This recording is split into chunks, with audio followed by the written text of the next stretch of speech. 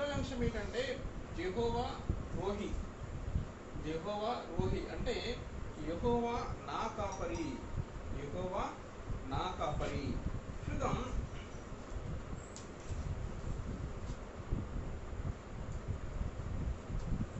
యెహోవా అంటే lord. Lord Capitals లో రాసుకోవాలి. లార్డ్ అంటే దేవుడు.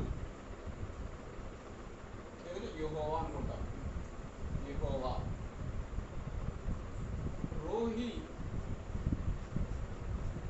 రోహి అంటే షెపర్డ్ అంటే కాపరి. యెహోవా నా కాపరి. యెహోవా నా కాపరి అంటే యెహోవా రోహి అంటే మనం ఇప్పుడు స్టడీ చేసేది ఏంటంటే దేవుని నామము, దేవుని పేర్లు. ఇది ఒక పేరు అనమాట. ఇది ఒక మంచి పేరు. యెహోవా నా కాపరి. దేవుడే మనకి కాపరిగా ఉండటం అనేది చాలా ఆశీర్వాదకరము అనమాట. అందుకే ఇక్కడ చూస్తే యెహోవా నా కాపరి అంటే ఎప్పుడైతే మనం యెహోవాని కాపరిగా కలిగి ఉన్నామో దేవుడు మనకి అనేక రకాల ప్రొటెక్షన్ ఇస్తాడు అనమాట. చూద్దాం. కీర్తన గ్రంథము 23వ అధ్యాయము.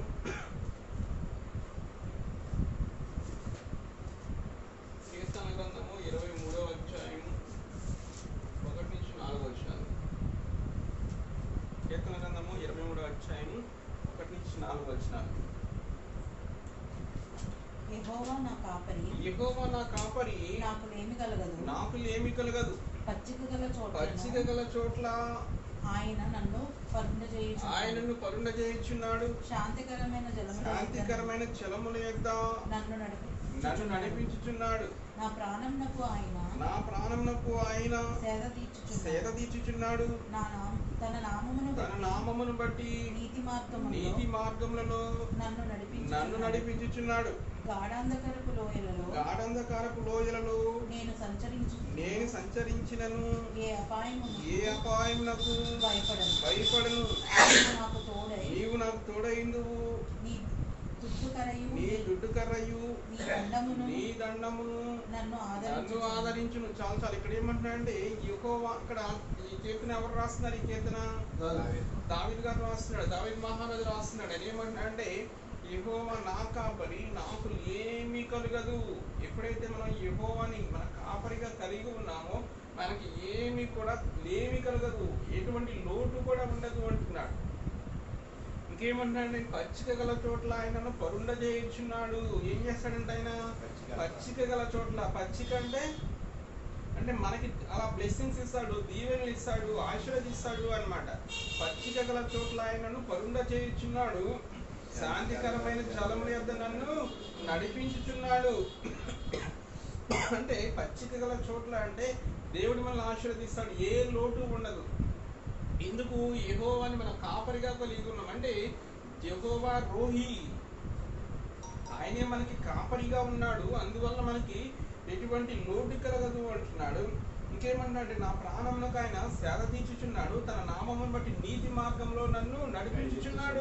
అంటే నీతి మార్గంలో మనల్ని ఆయన నడిపిస్తాడు అన్నమాట. మనం దేవుణ్ణి ఎప్పుడైతే కాపరిగా కలిగి ఉన్నామో, యెహోవాని మన కాపరిగా కలిగి ఉన్నామో, అది ఏం చేస్తుందంటే పచ్చిక గల చోట్ల మనం పరుండ చేస్తాను అంటున్నాడు. శాంతికరమైన జలముల యొద్ద మనం నడిపిస్తాను అంటున్నాడు.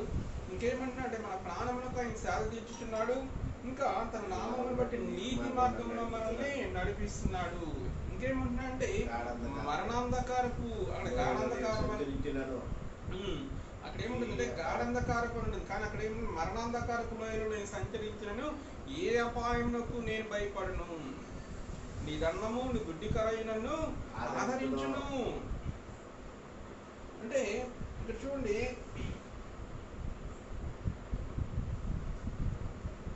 నీ దుడ్డుకర్రయు నీ దండమును నన్ను ఆదరించును. అంటే గొర్రెల కాపరి చేతిలో ఏముంటుంది? ఒక దండం ఉంటుంది, కర్ర ఉంటుంది. ఆ కర్రతో ఏం చేస్తాడు? ఆ గొర్రెల్ని రక్షిస్తూ ఉంటాడు. ఆ గొర్రెల మీదకి ఏమన్నా సింహాలు వచ్చినా, లేదా పురులు వచ్చినా, లేదా ఇంకేమన్నా తోడేళ్ళు వచ్చినా, ఇక్కడ ఆ గొర్రెల కాపరి ఏం చేస్తాడు? రక్షిస్తాడు ఆ గొర్రెల్ని. అలాగే ఇక్కడ మన యెహోవానే మన కాపరి. అంటే ఈ ప్రపంచంలో మనం జీవిస్తూ ఉన్నప్పుడు మనకి దేవుడే ప్రొటెక్షన్, రక్షణ ఇస్తాడు.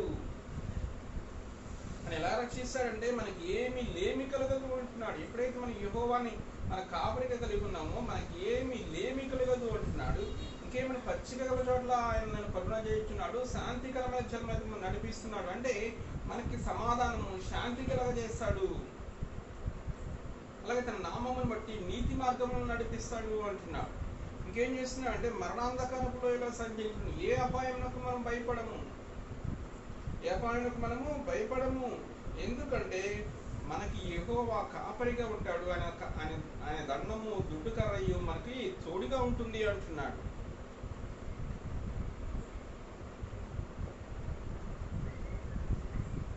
ఇంకా మనం చూస్తే యెషయా గ్రంథము 40వ అధ్యాయము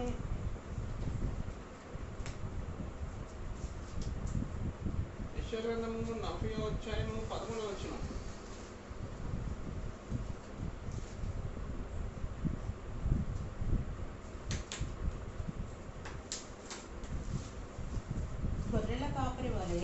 గొర్రెల కాపరి వలె ఆయన తన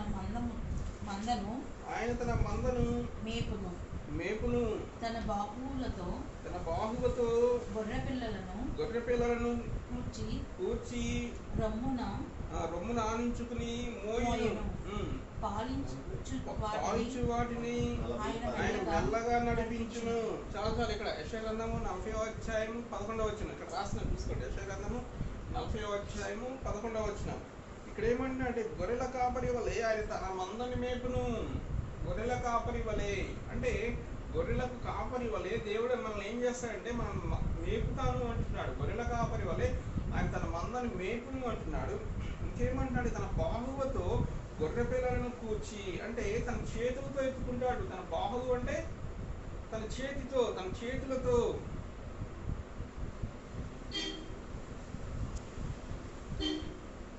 తన బాహువుతో గొర్రె పిల్లలను కూర్చి తన రొమ్మున ఆనించుకుని మోయిను.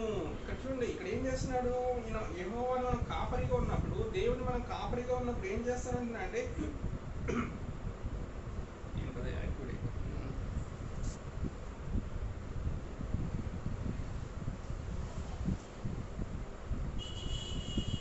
సాతను బాగా పనిచేస్తున్నట్టుంది. ఎక్కడ రానిట్లేదు, కెమెరా ఆన్ చేస్తే. ఇక్కడ గొర్రెల కాపరి వలె తన మందని మేపుతాడు అంటున్నాడు. ఇంకేమన్నాడు, తన బాహువుతో అంటే గొర్రె పిల్లలందరినీ కూడా తన బాహువుతో ఆయన స్వయంగా సమకూరుస్తాడు, ఆయన చేతులతో సమకూరుస్తాడు. ఇంకేం చేస్తున్నాడు అంటున్నాడు అంటే రొమ్మున ఆనించుకుని మోస్తాడు అంట. అంటే దేవుడు మనల్ని తన రొమ్మున ఆనించుకుని మోస్తాను అంటున్నాడు. ఇంకేం చేస్తుంది, పాలిచ్చి వాటి వల్ల వాటిని మెల్లగా నడిపించును. అంటే యెహోవాని మనం కాపరిగా ఉన్నప్పుడు మనల్ని ఇలా రక్షిస్తాను, ఇలా ఆశీర్వదిస్తాను అని చెప్తున్నాడు. ఏం చేస్తాడంట, గొర్రెల కాపరి వల్ల తన మందను మేపుతాడంట. ఇంకేం తన బాహువుతో వాటిని అన్నింటిని సమకూరుస్తాడంటే వాటన్నింటిని కూడా ఆయన స్వయంగా ఆయన సమకూరుస్తాడు. అలాగే తన రొమ్మున ఎత్తుకుంటాడు. అలాగే పాలిచ్చి వాటి వల్ల ఆయన మెల్లగా నడిపించును. అంటే ఎటువంటి ప్రమాదం లేకుండా, ఎటువంటి అపాయం లేకుండా యెహోవా మన కాపరిగా ఉన్నప్పుడు మన జీవితాన్ని ఆయన నడిపిస్తాను అంటున్నాడు. అంటే ఇంత ప్రొటెక్షన్ దేవుడు మనకి ఇస్తాను అంటున్నాడు. ఎందుకు, మనం యెహోవా మనం కాపరిగా కలిగి ఉన్నాం. యెహోవా రోహి, ఆయన పేరు యెహోవా రోహి అంటే యెహోవా నా కాపరి. అంటే ఆయన్ని మనం కాపరిగా కలిగి ఉన్నాం కనుక దేవుడు మనం ఇలా ప్రొటెక్ట్ చేస్తాను అంటున్నాడు. మనం ఇంకా చూస్తే యెషయా గ్రంథము 63వ అధ్యాయము 11వ వచనం.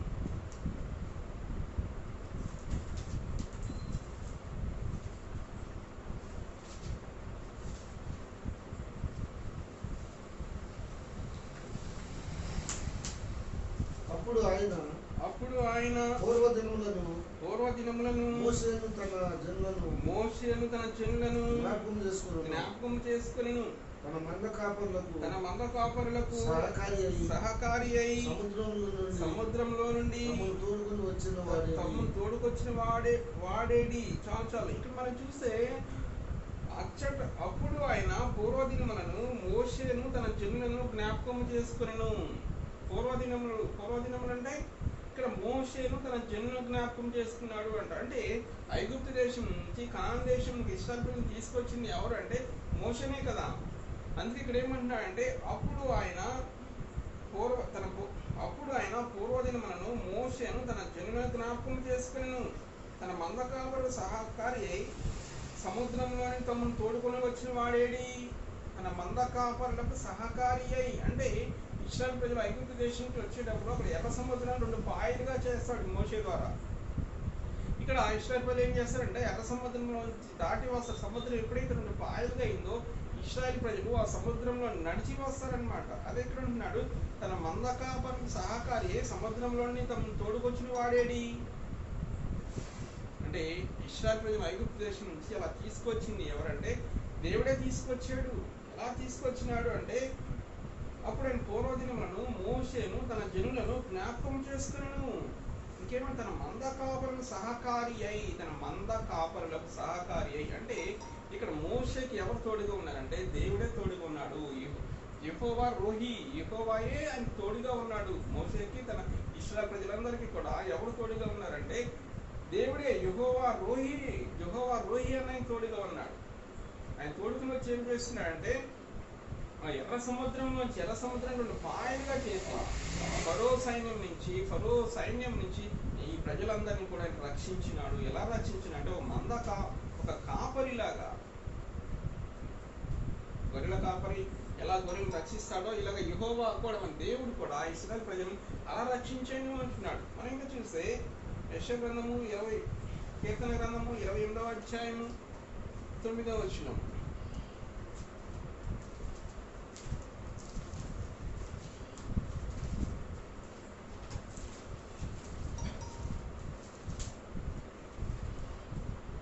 కీర్తన గ్రంథము 28వ అధ్యాయము 9వ వచనం.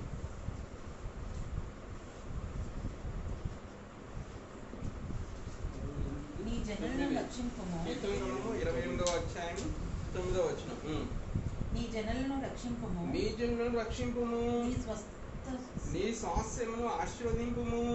వారికి కాపరివై నిత్యము వారిని ఉద్ధరింపుము. ఇక్కడ చూడు, ఇక్కడ ఏమన్నా నీ జనులను రక్షింపుము, నీ జనులను రక్షింపుము, నీ స్వాస్థ్యమును ఆశీర్వదింపుము. ఇక్కడ ఎవరు నీ జనులు అంటే ఎవరు? ఇశ్రాయేలు ప్రజలు. నీ జనులను రక్షింపుము అంటున్నాడు. నీ స్వాస్థ్యము అంటే ఇశ్రాయేలు ప్రజలు తన స్వాస్థ్యం సొంత జనాంగంగా చేసుకున్నాడు. ఈ స్వాస్థ్యం ఆశీర్వదింపమంటున్నాడు. వారికి కాపరివై నిత్యము వారిని ఉద్ధరించుము. ఇక్కడ చూడండి, ఇక్కడ ఏమో నీ జనులను రక్షింపు అంటాడు. ఇశ్రాయేలు ప్రజలను రక్షించుని కీర్తనాకారుడు అంటున్నాడు. నీ స్వాస్థ్యము అంటే ఇశ్రాయేలు జనాంగము దేవుడి సొంత జనాంగము, దేవుడు తన స్వాస్థ్యముగా చేసుకున్నాడు. ఆ స్వాస్థ్యాన్ని ఆశీర్వదించమంటున్నాడు. అంటే ఇశ్రాయేలు దేశాన్ని, ఇశ్రాయేలు ప్రజలను ఆశీర్వదించమని అంటున్నాడు. అలాగే వారికి కాపరిపై నిత్యము వారిని ఉద్ధరింపుము. వారికి కాపరిపై నిత్యము కాపరిగా ఉండు అంటున్నాడు. వారిని ఉద్ధరించు అంటున్నాడు. అంటే ఇప్పుడు ఇశ్రాయేలు దేశంలో యుద్ధం జరుగుతుంది. అయితే ఇక్కడ ఇశ్రాయేలు దేశము, ఇశ్రాయేలు ప్రజల్ని దేవుడు తన సొంత జనాంగంగా, తన స్వకీయ జనాంగంగా ఏర్పరచుకున్నాడు. ఇశ్రాయేలు దేశంకు, ఇశ్రాయేలు ప్రజలకి ఆయన ఎప్పుడు కూడా రక్షకుడిగా ఉంటాడు. అంటే వాళ్ళు మెస్సేజ్ని నమ్మలేదు, చాలా సార్లు నమ్మలేదు. కానీ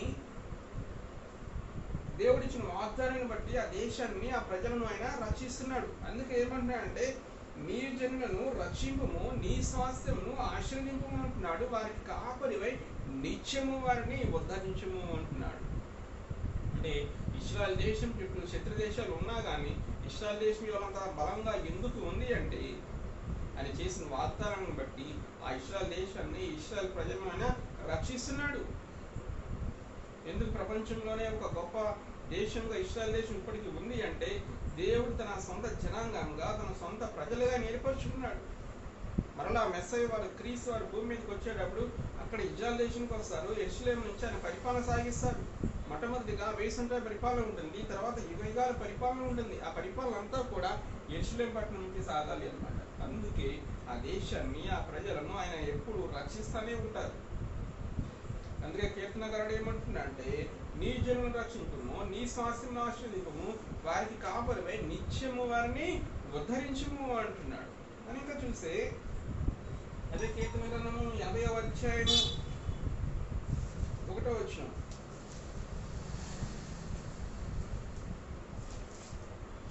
కీర్తన గ్రంథము 80వ అధ్యాయం 1వ వచనం. 80వ అధ్యాయం 1వ వచనం.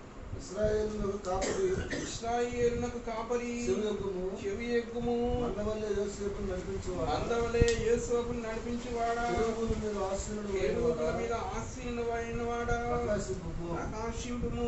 చాలా చాలా ఇక్కడ చూడండి, ఇశ్రాయేలునకు కాపరి చెవి ఎగ్గుము. పాత నిబంధనలు మనం ఎక్కడ చూసినా ఇశ్రాయేలు గురించే మాట్లాడతాడు. ఎందుకు? పాత నిబంధనలో మనం చూస్తే ఇశ్రాయేల్ ప్రజలకు ధర్మశాస్త్రం ఇవ్వబడింది, అక్కడ అబ్రహాముకు వాగ్దానాలు చేయబడ్డాయి. అవన్నీ కూడా పాత నిబంధనలో దేవుడు ఎవరితో డీల్ చేస్తాడంటే ఇశ్రాయేల్ ప్రజలతో, ఇశ్రాయేల్ దేశంతోనే డీల్ చేశాడు ఆయన. ఆయనకి ఇక్కడ ఏమంటున్నాడంటే కీర్తనకారుడు, ఇశ్రాయేలునకు కాపరి చెవి ఎగ్గుము, మందవలే యేసోపును నడిపించేవాడా, కెరూబుల మీద ఆసీనుడైన వాడా ప్రకాశింపుము. అంటే కెరూబుల మీద ఆసీనుడైన వాడా అంటున్నాడు. అంటే దేవుడు ఎక్కడ కూర్చుంటాడు? దేవుని సింహాసనం దేని మీద ఉంటుంది? కెరూబుల మీద ఉంటుంది దేవుడి సింహాసనం. దేవుడు ఎక్కడికైనా బయలుదేరాలంటే ఆ కెరూబులు ముందు, కెరూబులు ఆ సింహాసనం మోస్తూ ఉంటాయి అన్నమాట. కెరూబులు అంటే ఏంటి? దేవదూతల్లో ఒక గ్రేడ్. దేవదూతల్లో అదొక మంచి గ్రేడ్ అన్నమాట. అందుకే ఇక్కడ కీర్తనకారుడు ఏమంటున్నాడు అంటే ఇశ్రాయేలునకు కాపరి చెవి ఎగ్గుము అంటున్నాడు, మందవలె యేసోపును నడిపించువాడా అంటున్నాడు. ఇంకేమంటున్నాడు అంటే కెరూబుల మీద ఆసీనుడు అయిన వాడా ప్రకాశింపుము. అంటే మన దేవుడు నిత్యము ప్రకాశిస్తూనే ఉంటాడు. ఆయన ఎవరికైతే కాపరిగా ఉన్నాడు వాళ్ళందరినీ కూడా ఆయన రక్షిస్తూ ఉంటాడు. మందవలె యేసోపును నడిపించువాడా అంటున్నాడు. అంటే ఇశ్రాయేలు ప్రజలు ఐగుప్తు దేశం నుంచి వచ్చినప్పుడు ఎట్లా నడిపించినాడు, దేవుడు ఇప్పుడు మనందరికీ కూడా అలా తోడుగా ఉంటాడు, నీడగా ఉంటాడు. ఎందుకంటే యెహోవాని మనం కాపరిగా కలిగి ఉన్నాం. యెహోవా నా కాపరి. ఎప్పుడైతే మనం యెహోవా నా కాపరి, యెహోవా రోహి అని మనం అంటున్నామో, ఆ మాట పలుకుతున్నామో, దేవుడు మనకి కాపరిగా ఉంటాడు. ఆయన ఒక్కొక్క పేరులో ఒక్కొక్క ఆశీర్వాదం ఉంది అన్నమాట. ఒక్కొక్క పేరులో ఒక్కొక్క ఆశీర్వాదం. ఎప్పుడైతే మనం ఆయన పేరు గురించి, ఆయనలో ఉన్న గుణగణాల గురించి మనం ధ్యానిస్తున్నామో, దేవుడు అవన్నీ కూడా ఆశీర్వాదాలన్నీ కూడా మనకి ఇస్తాడు అన్నమాట. మనం ఇంకా చూస్తే అదే కీర్తన గ్రంథము 95వ అధ్యాయము, కీర్తన గ్రంథము 95వ అధ్యాయము 6-7 వచనాలు.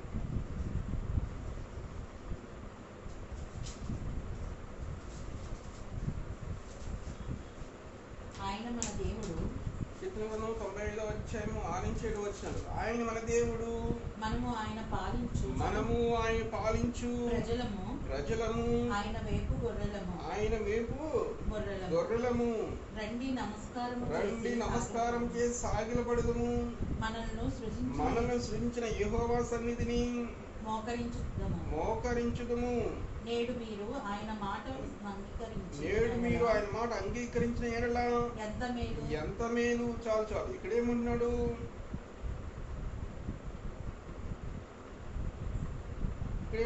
ఆయన మన దేవుడు. ఏమన్నాడు? ఆయన మన దేవుడు, మనము ఆయన పాలించు ప్రజలము, ఆయన మేపు గొర్రెలము. ఆయనే మన దేవుడు అంట, మనమేమో ఆయన పాలించు ప్రజలము అంట. ఆయన మనల్ని మేపు గొర్రెలము. అంటే గొర్రెలకు కాపరి ఎలా రక్షకుడిగా ఉంటాడో, గొర్రెలకు కావలసినవన్నీ ఆ కాపరి ఎలా సమకూరుస్తాడో, దేవుడు కూడా మనకి అలా సమకూరుస్తాడు అంటున్నాడు. ఎప్పుడైతే మనం యెహోవా మన కాపరిగా తీసుకుంటున్నామో, యెహోవా రోహి అని మనం ఆయన జీవితం మీద ఆయన ఆధిపత్యాన్ని, ఆయన అధికారాన్ని మనం అంగీకరిస్తున్నాము. అప్పుడు యెహోవా మన కాపరిగా ఉంటాడు, యెహోవా రోహిగా ఉంటాడు. ఆయన మన దేవుడు, మనము ఆయన పాలించు ప్రజలము, ఆయన మేపు గొర్రెలము. ఇంకేమంటున్నాడు? రండి నమస్కారం చేసి ఆయన సన్నిధిని మోకరించును. ఎక్కడ మోకరించాలి? ఎక్కడ మోకరించాలి? యెహోవా సన్నిధిని, మన దేవుని సన్నిధిని మాత్రమే మోకరించాలి. రండి నమస్కారం చేసి ఆయన సన్నిధిని మోకరించును. ఇంకేమంటున్నాడు? నేడు మీరు ఆయన మాట అంగీకరించేలా ఎంత మేలు. మన దేవుని మాట అంగీకరించినప్పుడు ఎంత మేలు జరుగుతుంది అంటున్నాడు. మనం బైబిల్ కాలేజ్ పెడుతున్నాం, ఇక్కడ బైబిల్ క్లాసులు నడుస్తున్నాయి, మీరంతా బైబిల్ కాలేజీకి వస్తున్నారు కనుక ఇవన్నీ కూడా మీకు మేలు కలుగ చేస్తాను అంటున్నాడు. ఎందుకంటే మనం ఆయన గురించి తెలుసుకుంటున్నాం, ఆయన మాట మనం వింటున్నాం. ఇప్పుడు చాలా మంది అవకాశం పోగొట్టుకుంటున్నారు, తెలిసి కూడా పోగొట్టుకుంటున్నారు. కానీ మనం ఆయన సన్నిధిలో వచ్చి ఏం చేస్తున్నాం? మనం నమస్కారం చేస్తే ఆయనకి సాగిలు పడుతున్నాం. నీవే మా కాపరివి, నీవే మా దేవుడివి, మేము నువ్వు పాలించు గొర్రెలము, నువ్వే మా కాపరిగా ఉండు యెహోవా, నీవే మా జీవితానికి కాపరిగా ఉండు అని మనం ఆయన సన్నిధి ఆయనకి మనం అప్పచెప్పుకుంటున్నాం. ఎప్పుడైతే మనం ఆయనకు అప్పచెప్పుకుంటున్నామో మన జీవితం మీద ఆయన ఆధిపత్యాన్ని అధికారాన్ని మనం అంగీకరిస్తామో ఆయన మనకి కాపరిగా ఉంటాడు. ఇశ్రాయేలుని ఎలా ఆశీర్వదించినాడు దేవుడు మనల్ని కూడా ఆశీర్వదిస్తాను అంటున్నాడు. మనం ఇంకా చూస్తే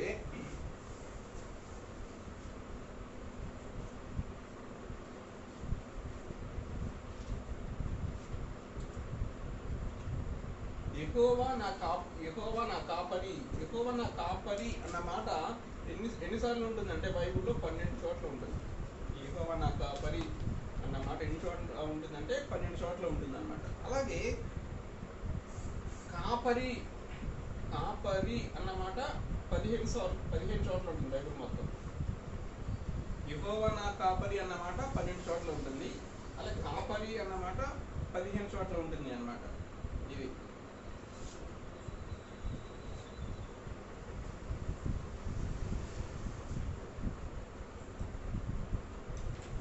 కనిపిస్తుందా?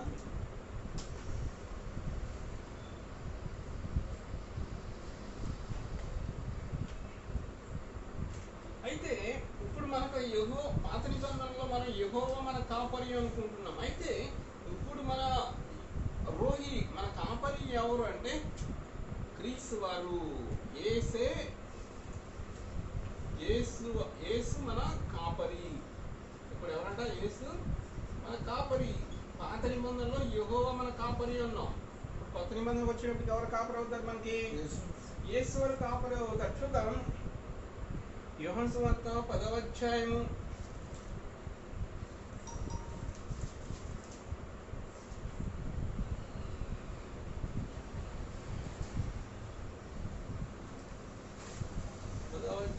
11వ వచనం.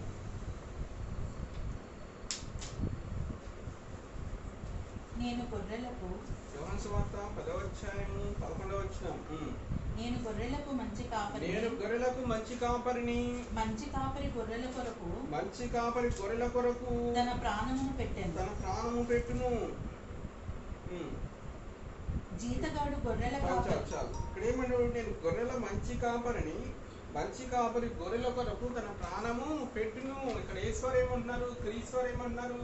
నేను గొర్రెల మంచి కాపరిని. ఏమంటున్నాడు ఆయన? నేను గొర్రెల మంచి కాపరిని. మంచి గొర్రెల కాపరి తన గొర్రెల కోసం తన ప్రాణం పెట్టిను అంటున్నాడు. అంటే మనం ఇలా చూసినాము, ఆయన మన దేవుడు, మనము ఆయన పాలించు ప్రజలము, ఆయన మేపు గొర్రెలము. కీర్తన గారు రాసినాడు ఇందాక, ఆయన మేపు గొర్రెలము అంటున్నాడు. ఇక్కడ క్రీస్తు వారు ఏమంటున్నారంటే నేను గొర్రెలకు మంచి కాపరిని. క్రీస్తు వారు ఏమంటున్నారు? నేను గొర్రెలకు మంచి కాపరిని. మంచి కాపరి తన గొర్రెల కొరకు తన ప్రాణం పెట్టును. ఇక్కడ మనం పాత నిబంధనలో చూస్తే ఆయన ఆయన పూర్వదినములను మోషేను జ్ఞాపకం చేస్తున్నాడు. తన మంద కాపరు సహకారి అయి సముద్రంలోంచి తోడుకుని వచ్చినాడు. అంటే పాత నిబంధనలో అక్కడ యెహోవా దేవుడు ఒక తోడుగా ఉన్నాడు, వాళ్ళకి రక్షకుడిగా ఉన్నాడు, వాళ్ళని రక్షిస్తూ ఉన్నాడు. అయితే కొత్త నిబంధనకు వచ్చేటప్పుడు ఇక్కడ యేసువారు ఏమన్నా అంటే నేను గొర్రెలకు మంచి కాపరిని. మంచి గొర్రెల కాపరి తన గొర్రెల కొరకు తన ప్రాణం పెట్టును. ఎందుకంటే కొత్త నిబంధనకు వచ్చేటప్పుడు ఇంకా లెవెల్ స్టాండర్డ్ పెరిగిపోయింది. ఎలా ప్రొటెక్ట్ చేస్తాడంటే తన ప్రాణం పెట్టేస్తాడు అంట.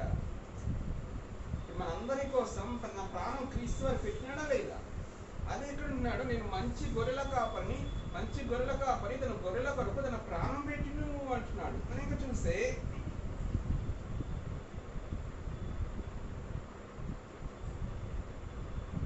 యెషయా-గ్రంథము 53వ అధ్యాయము 6వ వచనం.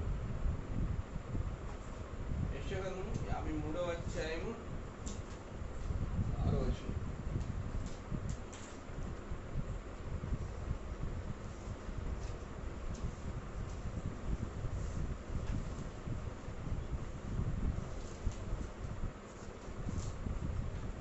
యెషయా-గ్రంథము 53వ అధ్యాయము. మనమందరం గొర్రెల వలె మనమందరము గొర్రెల వలె త్రోవ తప్పిపోతుంది. దోవ త్రప్పిపోతిమి. మనలో ప్రతివాడు ప్రతివాడు తనకిష్టమైన త్రోవకు తొలగెను. యెహోవా మన అందరి దోషమును అతని మీద మోపెను. అతడు పొందిన దెబ్బల చేత మనకి అంత అయిపోయింది.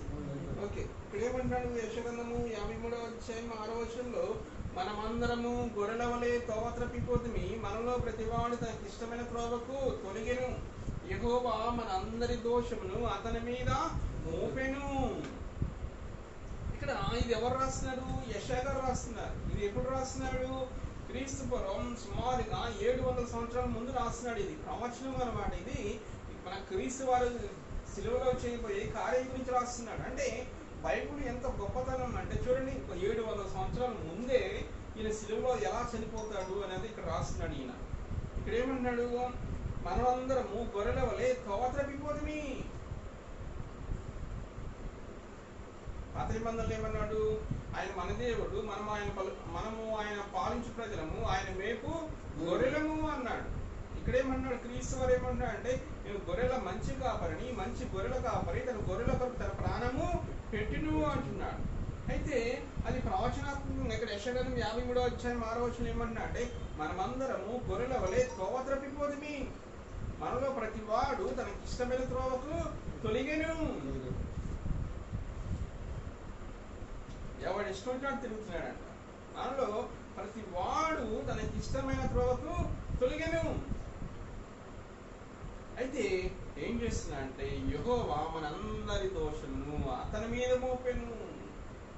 ప్రపంచంలో ఉన్న ప్రజలందరి దోషములు, ప్రపంచంలో ప్రజలందరి పాపములు ఎవరి మీద మోపినాడు అంటే యెహోవా తండ్రి మోపినాడంట. ఎవరి మీద మోపినాడు అంటే క్రీస్తు వారి మీద మోపినాడు అంటున్నాడు. అందుకే క్రీస్తు వారు ఏమంటున్నా అంటే, నేను గొర్రెల మంచి కాపరిని, మంచి గొర్రెల కాపరి తన గొర్రెల కొరకు తన ప్రాణము పెట్టును. పాత నిబంధనలో ఈ ప్రవచనాలన్నీ కూడా క్రీస్తు వారి గురించి రాయబడ్డాయి. ఇప్పుడు కొంతమంది ఏం చేస్తారంటే, కొంతమంది ఏమో కొత్త నిబంధన మాత్రమే నమ్ముతామంటారు, కొంతమంది ఏమో పాత నిబంధన మాత్రమే నమ్ముతామంటారు. లేదు లేదు, రెండు నమ్మాలి. ఈ బైబిల్ అనేది దేవుడు ఇచ్చిన గ్రంథం. ఇప్పుడు పాత నిబంధన ఒక కన్ను అయితే కొత్త నిబంధన ఒక కన్ను. మీకు కుడి కన్ను కావాలా ఎడమ కన్ను కావాలంటే ఏమంటారు? రెండు కావాలంటాం. ఒక కన్ను తీసేస్తాం ఊరుకుంటారా? యుద్ధం చేయరు. ఇక్కడ అదే అలాగే పాత నిబంధన కొత్త నిబంధన రెండు కూడా రెండు కళ్ళు అన్నమాట. పాత నిబంధనలో ప్రవచనాత్మకంగా మనం మెస్సేజ్ వారి గురించి, క్రీస్తు వారి గురించి అనేక ప్రవచనాలు ఉన్నాయి. క్రీస్తు వారి గురించి పాత నిబంధనలు ఎన్ని ప్రవచనాలు ఉన్నాయంటే 330 ప్రవచనాలు ఉన్నాయంట. చూడండి ఎంత ఆశ్చర్యం, ఎంత అద్భుతం. క్రీస్తు వారి గురించి ఎన్ని ప్రవచనాలు ఆయన జీవితం నెరవేరుతాయంటే 330 ప్రవచనాలు ఉన్నాయంట. అంటే మొదటి రాకడ, రెండవ రాకడ గురించి ఆ ప్రవచనాలు అన్నీ నెరవేరుతాయి అన్నమాట. ఏ ఒక్క ప్రవచనం కూడా వేస్ట్గా పోదు. అందుకే బైబిల్ అనేది దేవుడిచ్చిన గ్రంథం. అది పరిశుద్ధాత్మ చేత రాయింపబడిన గ్రంథం. అది ప్రపంచంలో ఏ గ్రంథానికి లేని ఆధిక్యత ఒక బైబిల్కి మాత్రమే ఉంది. ఎందుకంటే అది స్వయంగా దేవుడు తన ఆత్మ ప్రేరేపణ చేత రాయించిన గ్రంథము అన్నమాట. 330 ప్రవచనాలు అంటే మామూలు విషయమా? ఎవరి జీవితంలో అన్నా ఒక్క ప్రవచనం అన్నా ఉంటుందా? ఏదో ఒకటి అన్నా ఉంటుంది, బాగా ఉంటాయి. 330 ప్రవచనాలు ఉన్నాయి. ఆ 330 ప్రవచనాలు 100కి 100% జరిగి తీరుతాయి అన్నమాట. అంటే మొదటి రాకల్లో వచ్చినప్పుడు కొన్ని ప్రవచనాలు నెరవేరిపోయినాయి, మరలా రెండో రాకల్లో వచ్చినప్పుడు మిగతా ప్రవచనాలు నెరవేరుతాయి అన్నమాట. అందుకే పాత నిబంధన కొత్త నిబంధన అనేవి రెండూ కావాలి. మేము ఒకటి మాత్రమే నమ్ముతాం. మన ఒక ఆయన ఫోన్ చేసి నాతో కొత్త నిబంధన అంతా కల్పితమండి అంటున్నాడు. నేను కొత్త నిబంధన కల్పితమా నువ్వు కల్పితమా అన్నా. నేను మనోడికి అసలు పాపం ఆ తెలుగు చదవటం రాయటమే రాదు. అదే కొత్త నిబంధన కల్పితమని నేను నిరూపిస్తా అంటున్నాడు. నేను కొత్త నిబంధన కల్పితం తర్వాత నిరూపించడంలే, ముందు స్కూల్లో జాయిన్ అవ్వు, స్కూల్లో జాయిన్ అయ్యి ముందు తెలుగు నేర్చుకోవాలి. అట్లా ఉంటుంది. 330 ప్రవచనాలు క్రీస్తు వారి గురించి రాయబడ్డవి అన్నమాట. అదే ఇక్కడ చెప్తున్నాడు, మనమందరము గొర్రెల వలె త్రోవ తప్పిపోతుంది, మనలో ప్రతివాడు తనకి ఇష్టమైన త్రోవ తొలికెను. యెహోవా మన అందరి దోషమును అతని మీద మోపెను. ఆదాం దగ్గర నుంచి మరలా క్రీస్తు వారు మరలా రెండో రాకడలో భూమి మీదకి వచ్చే వరకు ఈ భూమి మీద ఎంతమంది అయితే పుట్టినారో వాళ్ళందరి దోషాలు, వాళ్ళందరి పాపాలు క్రీస్తు వారి మీద మోపబడ్డాయి. మనందరి దోషములు, మనందరి పాపములు ఆయన మీద మోపబడ్డాయి. ఎప్పుడైతే మనం క్రీస్తు శిలువ దగ్గరికి వస్తామో, క్రీస్తు రక్తంలో కడగబడతామో, మనం నీతిమంతులుగా తీర్చబడతాం. వేరే మార్గం ఏమీ లేదు. ప్రపంచంలో పుట్టిన ప్రతి ఒక్కడు కూడా ఎలా నీతిమంతుడు అవుతాడంటే క్రీస్తు ద్వారా మాత్రమే, క్రీస్తు శిలువ ద్వారా మాత్రమే, క్రీస్తు రక్తం ద్వారా మాత్రమే నీతిమంతులుగా తీర్చబడతారు. వేరే అవకాశం ఎటువంటివి లేదు. భూమి మీద పుట్టిన ప్రతి ఒక్కడు, ఆదం దగ్గర నుంచి మరలా ఆయన భూమి మీదకి రెండో రాకలు వచ్చేవారు, భూమి మీద పుట్టిన ప్రతి ఒక్కరు కూడా ఒక రోజు వచ్చి క్రీస్తు వారి దగ్గర మోకరించాలి. క్రీస్తు వారి దగ్గర మోకరించి ఆయనకు లెక్క అప్పచెప్పాలి. మన జీవితంలో చేసిన ప్రతి కార్యానికి ఆయన లెక్క అప్పచెప్పాలి. మనం క్రీస్తు మన సొంత రక్షణ అంగీకరిస్తే, క్రీస్తు రక్తంతో కడగబడితే ఒకరోజు మోకరిస్తాం. అలా కాకుండా క్రీస్తుని తృణీకరించి క్రీస్తు నాకు సంబంధం లేదు, క్రీస్తు మాకు దేవుడు కాదు అని ఎవరైతే అనుకుంటారో వాళ్ళు ఇంకొక రోజు వచ్చి మోకరిస్తారు. ఇప్పుడు మోకరిస్తే, ఇప్పుడు అంగీకరిస్తే నిత్య జీవం, లేకపోతే నిత్య నరకం. అందుకే క్రీస్తు వారు ఏమంటున్నారంటే, నేను గొర్రెల మంచి కాపరిని, మంచి గొర్రెల కాపరి తన గొర్రెల కొరకు తన ప్రాణము పెట్టును. ఇదంతా ప్రవచనాత్మకంగా ముందే డిజైన్ చేయబడిన ప్రోగ్రామ్ అన్నమాట. ఎప్పుడైతే ఆదాము అవ్వ పాపం చేసినారో అప్పుడే దేవుడు ఒక ప్రణాళిక ఏర్పరిచాడు. మెస్సయ్య వారు భూమి మీదకి రావాలని, ఆయన శిలువలో చనిపోవాలని, రక్తం కాచాలని అప్పుడే ఆదాము దగ్గరే ఒక ప్రణాళిక దేవుడు ఏర్పాటు చేశాడు. ఇది ఎప్పుడు తర్వాత ఏర్పాటు చేస్తుంది కాదు ఇది. అని ఇంకా చూస్తే పేతురు రాసిన మొదటి పత్రిక 1వ అధ్యాయం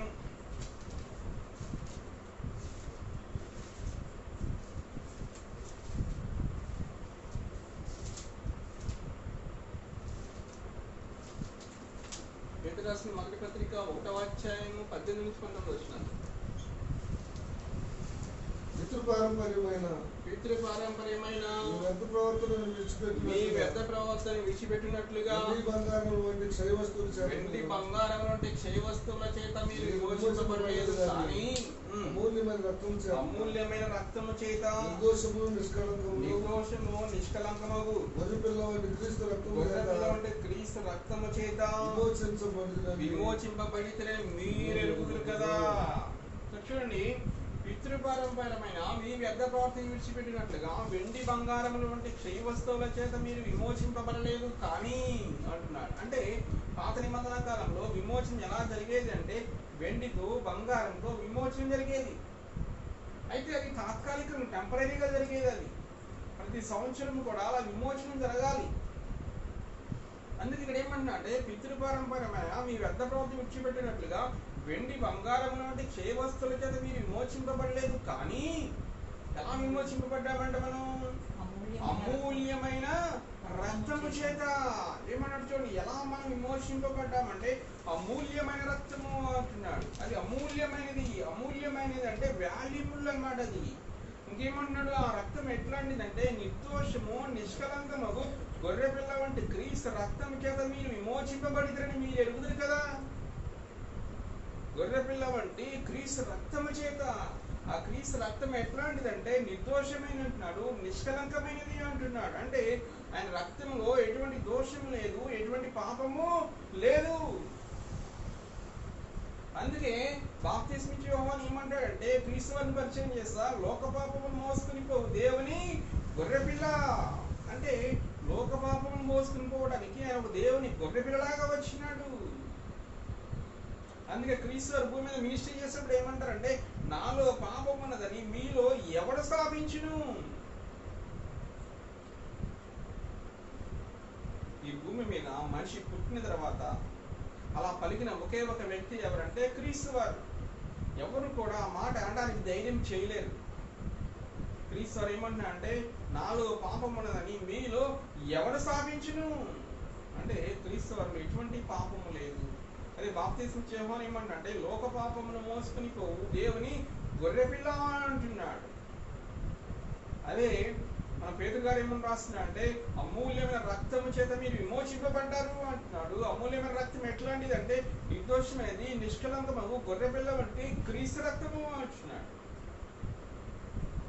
క్రీస్తు వారు ఏమంటున్నా అంటే నేను గొర్రెల మంచి కాపరిని, మంచి గొర్రెల కాపరి తన గొర్రెల కొరకు తన ప్రాణం పెట్టును అంటున్నాడు. అదే యెషయా గ్రంథం 53వ అధ్యాయంలో అక్కడ యెషయా గారు ఏం రాస్తున్నాడంటే పరిశుద్ధాత్మ చేత ప్రేరేపింపబడి ఏం రాస్తున్నాడంటే మనమందరము గొర్రెలతో త్రప్పిపోతుంది, మనలో ప్రతివాడు తనకి ఇష్టమైన త్రోవ తొలగిను, యెహోవా మన అందరి దోషమును అతని మీద మోపెను. అందుకే ఇప్పుడు మన రోహి, మన కాపరి ఎవరంటే యేసు. మన కాపరి యేసు వారే మన కాపరి. పాత నిబంధనలో ఇశ్రాయేలు ప్రజల కోసం ఆయన ఎలా రక్షించినాడు, ఇశ్రాయేలు ప్రజలను ఎలా రక్షించినాడు, అంతకంటే ఈయన మనల్ని ఎక్కువ రక్షిస్తున్నాడు. అందుకే ఏం చేస్తున్నాడంటే మన అందరి కోసం ఆయన ప్రాణం పెట్టినాడు అంటున్నాడు.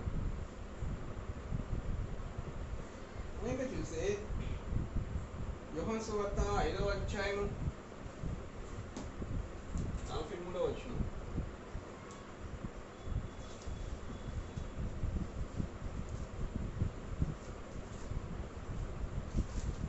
యోహాను సువార్త 5వ అధ్యాయం 43వ వచనం.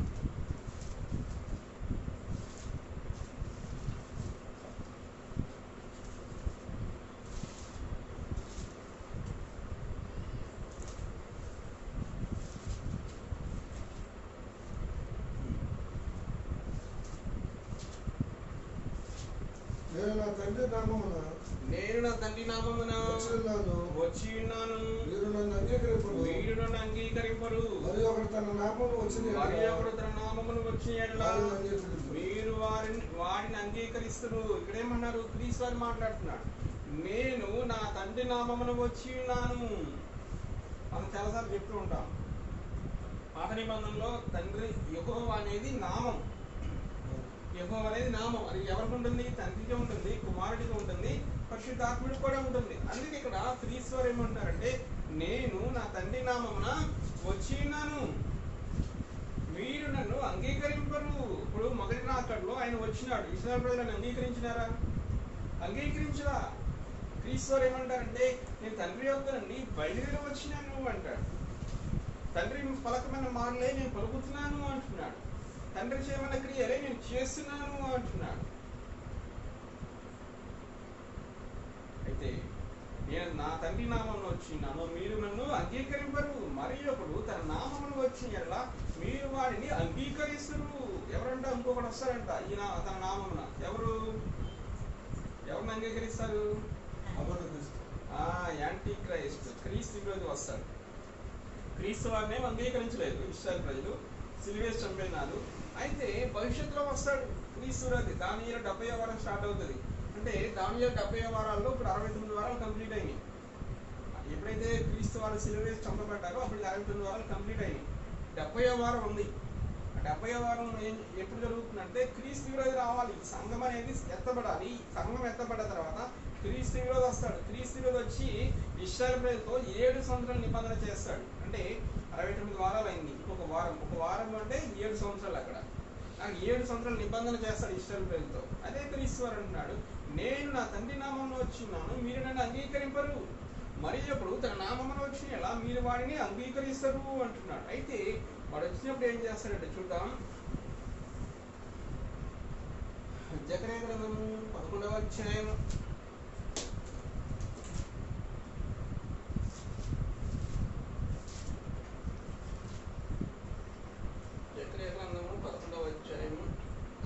15-16 వచనం. అప్పుడు యెహోవా జకర్యా గ్రంథము 11వ అధ్యాయం 15-16 వచనం. అప్పుడు యెహోవా నాకు సెలవిచ్చినదేమనగా ఇప్పుడు బుద్ధి లేని ఒక కాపరిని పనిముట్లను తీసుకోము. 11వ అధ్యాయం 15. ఏలయనగా దేశమందు అప్పుడు యెహోవా నాకు సెలవిచ్చినది ఏమనగా ఇప్పుడు బుద్ధి లేని ఒక కాపరి పనిముట్లను తీసుకోము. ఏలయనగా దేశమందు నేను ఒక కాపరిని నియమింపబోచున్నాను. అతడు నశించుచున్న గొర్రెలను కనిపెట్టడు. చెడిపోయిన వాటిని వెదకడు. విరిగిపోయిన దానిని బాగు చేయడు. పుష్టిగా ఉన్న దాన్ని కాపుకాయడు గాని క్రొవ్విన వాటి మాంసమును భక్షించుచు వాటి రెక్కలను తుత్తినిలుగా చేయుచును. ఇక్కడ చూడండి, ఇక్కడ ఏమన్నాడు, అప్పుడు యెహోవా నాకు సెలవిచ్చినది ఏమనగా, ఎవరు మాట్లాడుతున్నారు? జకరియా గారు మాట్లాడుతున్నారు. జకరియాతో ఎవరు చెప్తున్నారు? ఇది ప్రవచనం. ఇది దాని మన యెషయా 53వ అధ్యాయము మనం 6వ వచనం, అది ప్రవచనం. అది ఎవరి గురించి చెప్పబడింది? క్రీస్తు వారి గురించి చెప్పబడింది. అక్కడ యెషయా ఎలా రాసినాడు? యెహోవా అంటే మన దేవుని దగ్గర అది ప్రవచనం వచ్చింది. ఇక్కడ ఇంకొక ప్రవచనం వస్తుంది, జకరియా గారు రాసిన, ఇది కూడా ప్రవచనమే. అప్పుడు యెహోవా నాకు సెలవిచ్చినది ఏమనగా అంటున్నాడు, ఇప్పుడు బుద్ధి లేని ఒక కాపరి పనిముట్లను తీసుకొనుము. ఇక్కడ చూడండి, ఇక్కడ బుద్ధి లేని కాపరి ఇతను ఎవరు? Anti Christ. దాన్ని మనం క్రీస్తు విరోధి గురించి చెప్పుకున్నాం, క్రీస్తు వారి గురించి చెప్పుకున్నాం. ఇప్పుడు క్రీస్తు విరోధి, ఇది కూడా ప్రవచనమే. క్రీస్తు విరోధి గురించి కూడా ప్రవచనాలు ఉన్నాయి. క్రీస్తు వారికైనా ప్రవచనం ఉన్నది, క్రీస్తు విరోధి కూడా ఉన్నాయన్నమాట. అంటే బైబిల్ అనేది ఎంత యాక్యురేట్గా రాయబడిందో మనకు తెలుస్తుంది అనమాట. క్రీస్తు విరోధి గురించి కూడా ప్రవచనం రాయబడింది. ఇది కూడా కొన్ని వందల సంవత్సరాల ముందే రాపించాడు దేవుడు. ఇప్పుడు బుద్ధి లేని కాపరి పనిముట్లను తీసుకున్నాము. ఏవైనగా దేశముందు నేను ఒక కాపరిని నియమింపబోచున్నాను. ఒక కాపరిని నియమిస్తున్నాయంట. ఈ క్రీస్తు విరోధిని నియమించేది ఎవరు? దేవుడే. క్రీస్తు వారు ఏమన్నాడు? నేను తండ్రి యొద్ద నుండి వచ్చినాను, నేను తండ్రి పంపితే నేను వచ్చినాను, తండ్రి చేయమనేది నేను చెప్తున్నాను, తండ్రి ఏం చేయమన్నాడో అది మాత్రమే చెప్తున్నాను అంటాడు. ఇక్కడ మరలా ఏం మాట్లాడుతున్నా అంటే, ఇక్కడ దేవుడే మాట్లాడుతున్నాడు, దేశముందు నేను ఒక కాపరిని నియమింపబోచున్నాను. ఆ కాపరి వేరు, ఈ కాపరి వేరు. ఆ కాపరి క్రీస్తు వారు ఏమంటున్నాడు, నేను గొర్రెల మంచి కాపరిని, గొర్రెల కొరకు మంచి గొర్రెల కాపరి తన ప్రాణం పెట్టును అంటున్నాడు. క్రీస్తు వారే తన ప్రాణం పెట్టినాడు. ఈ కాపరి ఎవరంటే బుద్ధి లేని కాపరి అంటారు. ఈ బుద్ధి లేని కాపరిని కూడా ఎవరు నియమిస్తున్నారంటే దేవుడే నియమిస్తున్నాడు. ఈ కాపరి ఏం చేస్తారంట, అతడు నశించుచున్న గొర్రెలను కనిపెట్టడు. ఏం చేస్తారంట? నశించుచున్న గొర్రెలను కనిపెట్టడు. ఇంకేం చేస్తారంట? చెదిరిపోయిన వాటిని వెదకడు. ఇంకేం చేస్తాడు? విరిగిపోయిన దానిని బాగు చేయడు. పుష్టిగా ఉన్న దాన్ని కాపుకాయుడు గాని కొవ్విన వాటి మాంసమును భక్షించును. చూడండి, తుక్కు రేకొడతాడు మామూలుగా. మన యెహోవా నా కాపరి, యెహోవా రోహి మన కాపరిగా మనం తీసుకుంటే, యేసు గారు మన కాపరి అవుతాడు. ఆయన మన కోసమని ప్రాణం పెట్టినాడు, మన కోసమని రక్తం కార్చినాడు. నేను గొర్రెలకు మంచి కాపరిని అన్నాడు. నశించుచున్న దాన్ని వెదకి రక్షించడానికి మనుష్య కుమారుడు వచ్చెను అంటాడు. అంటే నశించిపోవచ్చున్న మనల్ని, నశించిపోవచ్చున్న గొర్రెలను రక్షించడానికి వచ్చినాను అంటాడు ఆయన. అయితే ఈ బుద్ధి లేని కాపరి ఏం చేస్తాడంట? నశించుచున్న దానిని వెదకడు, చెదరిపోయిన దానిని రక్షించడు. ఇంకేం చేస్తాడంట?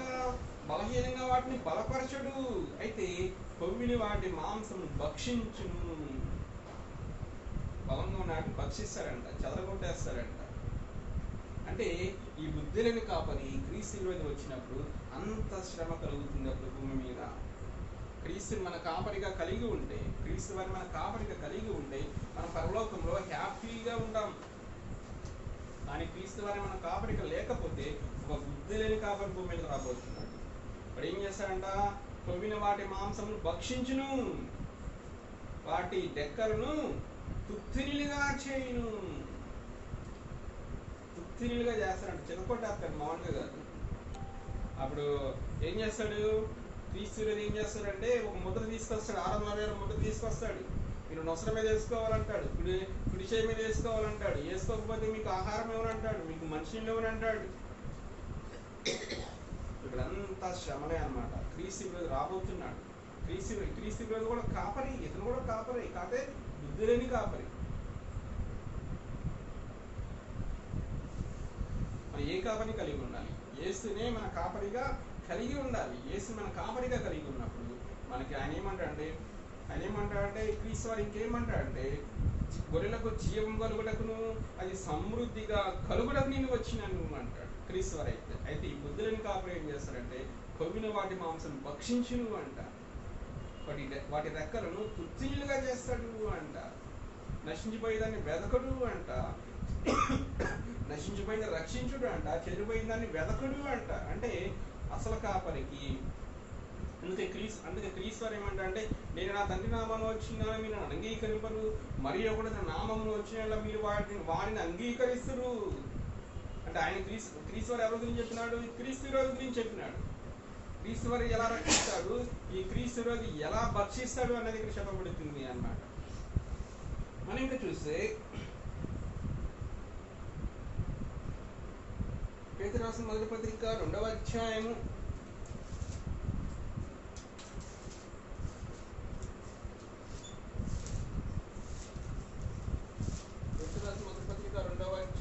25వ వచనం.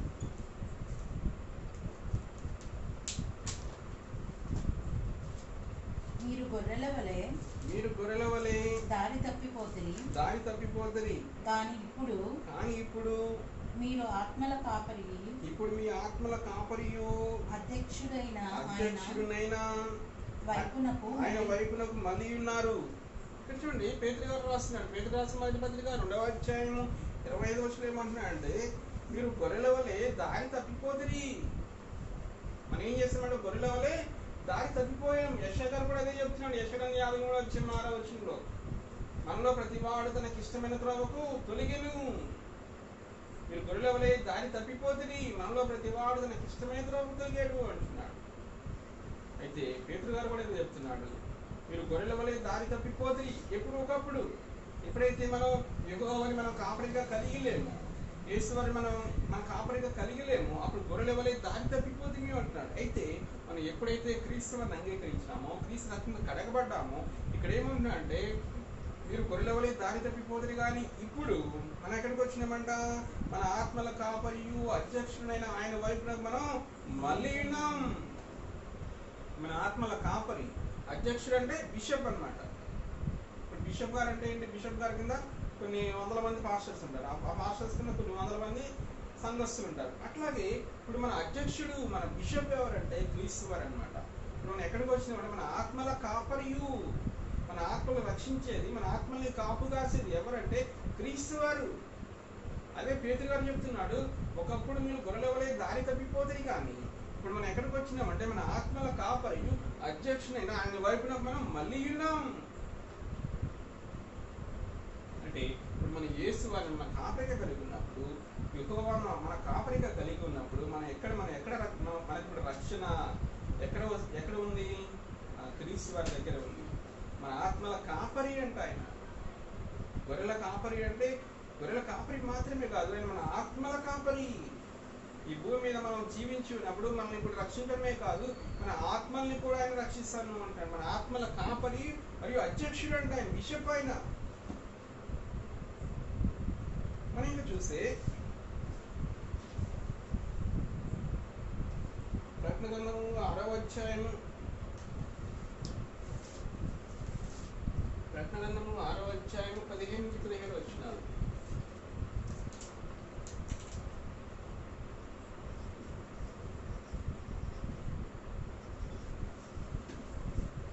ప్రకటన గ్రంథము 6వ అధ్యాయము 15-17 వచనాలు.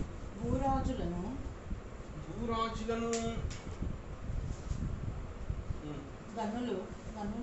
గనులను సహస్రాధిపతులను ధనికులను బలిష్ఠులను ప్రతి దాసుడును ప్రతి స్వతంత్రులను కొండ గుహలలోను బండ సందులలోను దాగుకొని సింహాసనుడైన వాని యొక్కయు గొర్రెపిల్ల యొక్కయు ఉగ్రత మహాదినము వచ్చెను. దానికి తాళ దాచిన వాడెవడు? మీరు మా మీద పడి ఆయన సన్నిధికి గొర్రెపిల్ల ఉగ్రతకును మమ్మును మరుగు చేయడని పర్వతములతోనూ బండలతోనూ చెప్పుచున్నారు. ఇది ఎప్పుడు జరుగుతుంది? క్రీస్తు వారి రెండవ రాకడలో భూమి మీదకి వచ్చేటప్పుడు జరుగుతుంది అన్నమాట. ఇక్కడ ఏమంటున్నాడు క్రీస్తు రెండో రాకడలో అప్పుడు ఎవరెవరు ఉంటారంట? భూరాజులు. ఇక్కడ 7 రకాల ప్రజల గురించి చెప్పబడుతుంది. భూరాజులు ఉంటారు, గనులు ఉంటారు, సహస్రాధిపతులు ఉంటారు, ధనికులు ఉంటారు, బలిష్ఠులు ఉంటారు, ప్రతి దాసుడు, ప్రతి స్వతంత్రుడు. ఇక్కడ ఎన్ని రకాల ప్రజలు ఉన్నారు? 7 రకాల ప్రజలు ఉన్నారు. ఎవరెవరు ఉన్నారు? భూరాజులు, గనులు, సహస్రాధిపతులు, ధనికులు, బలిష్ఠులు, దాసుడు, ప్రతి స్వతంత్రుడు. వాళ్ళంతా ఏం చేస్తారంటే కొండ గుహలలోను బండ సందుల్లోనూ దాక్కుంటారంట. వీళ్ళంతా ఎక్కడ దాక్కుంటారు? కొండ గుహలలోను బండ సందులోను దాక్కుంటారు. ఎందుకు వచ్చింది ఈ కర్మ? ఎందుకు దాక్కుంటారు వీళ్ళు? వీళ్ళు క్రీస్తుని కాపరిగా కలిగలేరు. వీళ్ళు యెహోవాని కాపరిగా కలిగలేరు. యేసుని కాపరిగా కలిగలేరు. అంటే మనం యెహోవాని కాపరిగా కలిగి ఉన్నారన్నా, యేసువారిని కాపరిగా కలిగి ఉన్నారన్నా మనం ఏం చేయాలంటే యేసు వారిని మనం అంగీకరించాలి. క్రీస్తు శిలువను, క్రీస్తు రక్తమును మనం అంగీకరించాలి. ఆ క్రీస్తు రక్తంతో మనం కడగబడాలి. అందుకే పేతురు గారు ఏమంటారంటే మీరు గొర్రెల వలె దారి తప్పిపోతుంది కానీ, ఒకప్పుడు మనం గొర్రెల వలె దారి తప్పిపోతుంది కానీ ఇప్పుడు మన ఆత్మల కాపరియు అధ్యక్షులైన ఆయన వైపునకు మళ్ళీ ఉన్నాం. అంటే క్రీస్తు రక్తంతో కడగబడితే మన ఆత్మలకి కాపరి, అధ్యక్షుడు, బిషప్గా క్రీస్తు వారు ఉంటారు. అంటే క్రీస్తు వారి దగ్గర నుంచి మనకు రక్షణ ఉంటుంది, ప్రొటెక్షన్ ఉంటుంది. అయితే ఎవరైతే క్రీస్తు రక్తంతో కడగబడలేదు వారి రెండో రాకల్లో వచ్చినప్పుడు ఎవరంటే 7 రకాల ప్రజలు ఉన్నారు ఇక్కడ భూమి మీద. భూరాజులు, గనులు, సహస్రాధిపతులు, ఇంకెవరున్నారు? బలిష్ఠులు, ఇంకా ధనికులు, ప్రతి దాసుడు, ప్రతి స్వతంత్రుడు. వీళ్ళంతా ఏం చేస్తారంటే కొండ గుహల్లోను బండ సందుల్లోను దాక్కుంటారంట. వీళ్ళెళ్ళి దాక్కుని ఏం చేస్తారంటే వీళ్ళెళ్ళి సింహాసనం అని యొక్కయు గొర్రె పిల్ల యొక్కయు ఉగ్రత దినము వచ్చును. అంటే ఇప్పుడు తండ్రి యొక్కయు కుమారుని యొక్క సింహాసనం అని యొక్కయు అంటే తండ్రి, అలాగే గొర్రె పిల్ల యొక్కయు అంటే క్రీస్తు వారు. అంటే తండ్రి యొక్కయు కుమారుని యొక్కయు ఉగ్రత మహాదినము వచ్చును. ఇప్పుడు వాళ్ళు ఏం చేస్తారంటే ఆ ఉగ్రత మహాదినం తట్టుకోలేక వీళ్ళు ఏం చేస్తారంటే వీళ్ళు ఎక్కడికి వెళ్తారంట? పర్వతముతోను పర్వతాల దగ్గరికి వెళ్తారంట, బండల దగ్గరికి వెళ్తారంట. అయ్యో అక్కడ ఉగ్రత మహాదినం వచ్చింది, మీరు తట్టుకోలేకపోతున్నాం, మీరు మా మీద పడండి.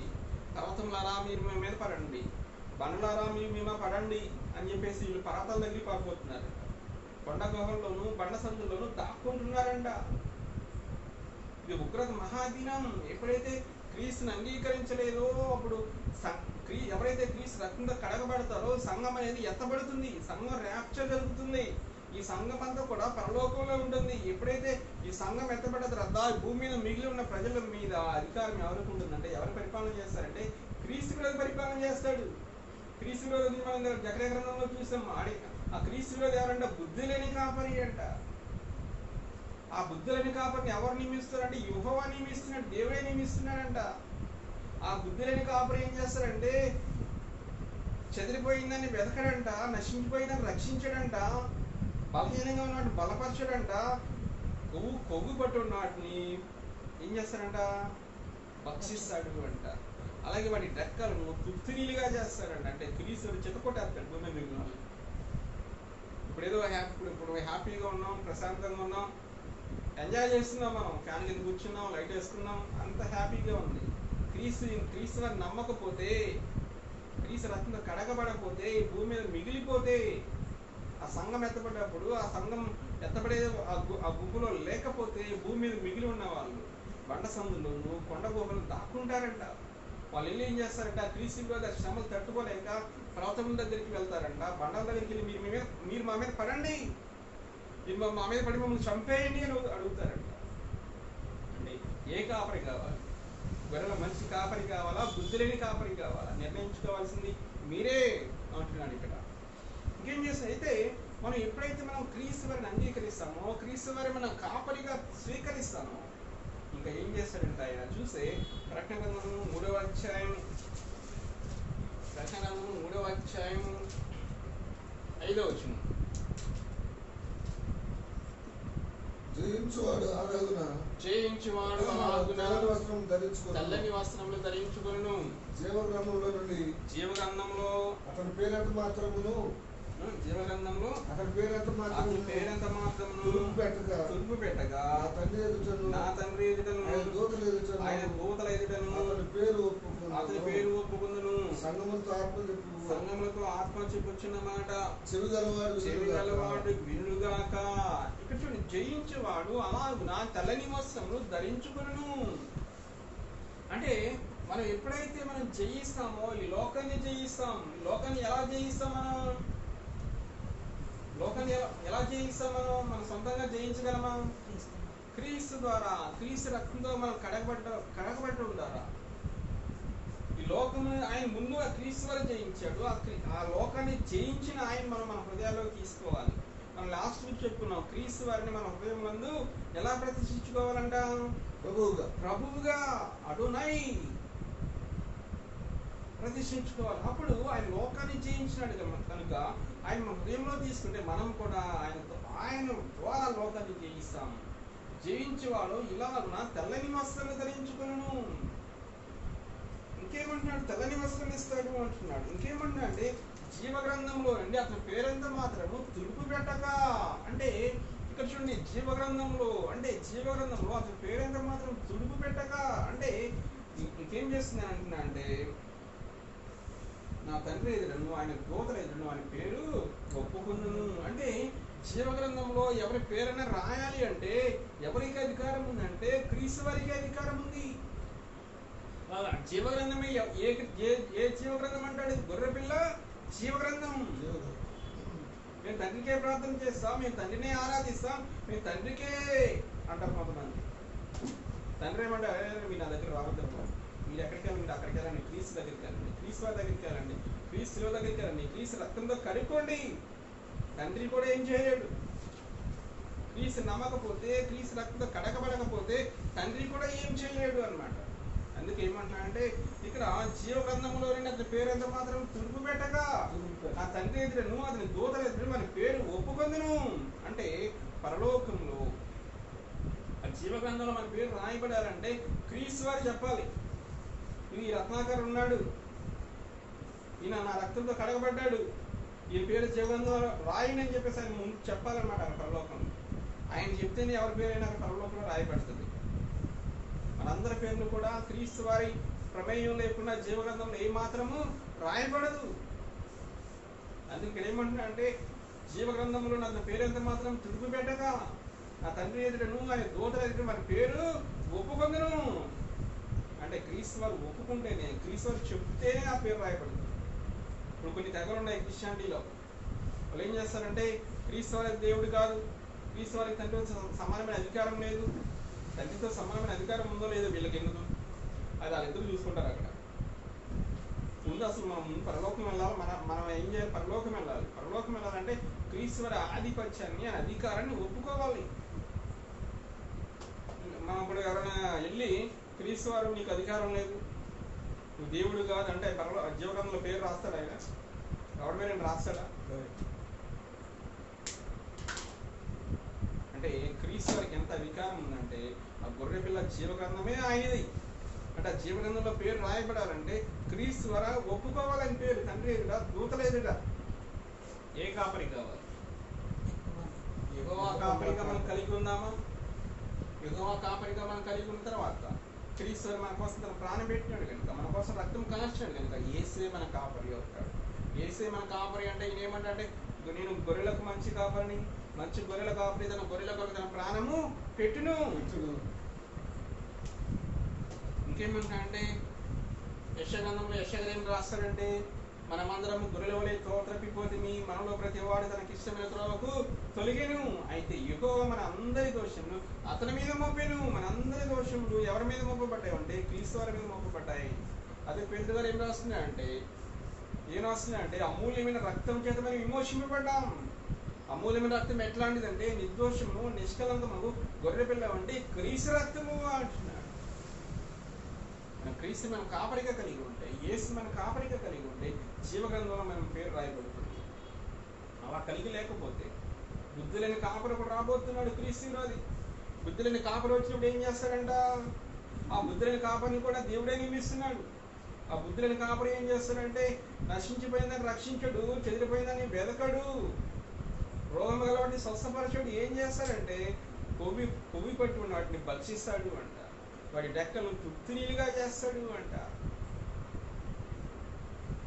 ఇంకేం చేస్తాడంటే అప్పుడు క్రీస్తు పరిపాలన చేసేటప్పుడు అక్కడ మన ప్రకటన గ్రంథంలో చూసినప్పుడు ఏమంటాడు 6వ అధ్యాయంలో అక్కడ 7 రకాల ప్రజలు ఉంటారు. భూరాజులు, గనులు, బలిష్ఠులు, సహస్రాధిపతులు, దాసులు, స్వతంత్రులు, వీళ్ళంతా ఏం చేస్తారంటే బండల్లో, కొండ సందుల్లోను బండల్లో దాక్కుంటారంట. వెళ్ళి సింహాసనం అని యొక్క గొర్రెపిల్లకి ఉగ్రత మహాదీనం వచ్చింది, మేము తట్టుకోలేకపోతున్నాం, పర్వతంలారా బండలారా మా మీద పడండి, మమ్మల్ని చంపండి అని వెళ్ళి ఆ పర్వతంతో ఆ బండలతో మొరపెట్టుకుంటారంట. పర్వతములు ఆ బండలు వీళ్ళు మొర ఆలకిస్తావా? ఆలకించు.